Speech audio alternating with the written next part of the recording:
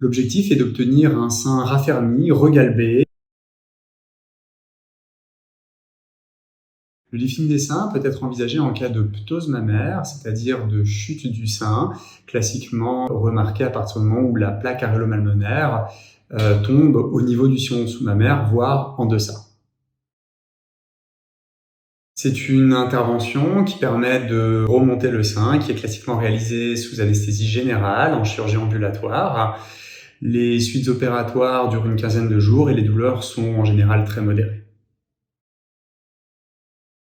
L'objectif est d'obtenir un sein raffermi, regalbé, qui ne tombe plus, avec une plaque aréolo-mamelonnaire positionnée au-dessus du sillon sous-mammaire. Donc un sein de forme juvénile. Il est absolument possible de réaliser une réduction mammaire en plus du lifting du sein. Pour cela, il suffit d'enlever un volume prédéterminé de glandes mammaires. Absolument, si en plus de lifter le sein, on souhaite gagner en volume, il est tout à fait envisageable de réaliser une pose de prothèse mammaire et un lifting de sein dans le même geste. Les cicatrices sont classiquement situées en périaréolaire.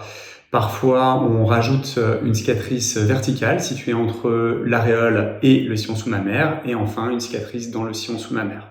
Ces cicatrices, pour en améliorer l'aspect cosmétique, on peut envisager de réaliser un traitement laser le jour de l'opération et bien entendu, des soins par des crèmes cicatrisantes seront prescrits à partir de 2 semaines post-opératoires.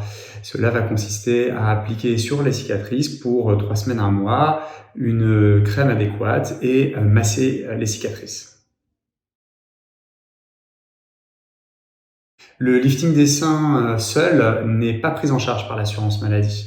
Cependant, si on réalise une réduction mammaire associée et que le volume du sein retiré est supérieur à 300 grammes, eh bien, une participation de la sécurité sociale est envisageable.